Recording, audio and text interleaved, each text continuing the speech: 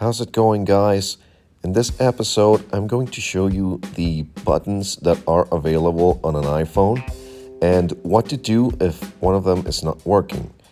Okay, so first of all, we have the power button that is right here, and then we have the volume up button that is right here, and then we have the volume down button that's just below it right here.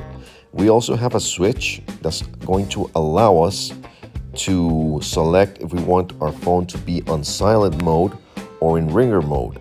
So if I turn this on for ringer mode, like so, that little message appears.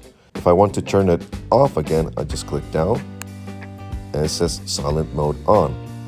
If I click on lower volume, like so, I'm lowering the volume with this button. If I want to volume up, just click here on top, it goes volume up.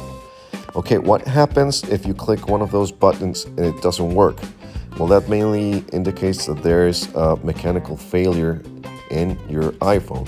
However, that is not always the case, because sometimes your protector, your iPhone protector, your guard or your case, sometimes can be a little bit too bulky, and as you click on the button, it's not registering. So one test you can do is to remove the casing from your iPhone and click the buttons. If one of them doesn't work, then you get a confirmation that you have a problem, a mechanical problem with your phone, and you need to take it to a repair shop. So I hope that was helpful, guys.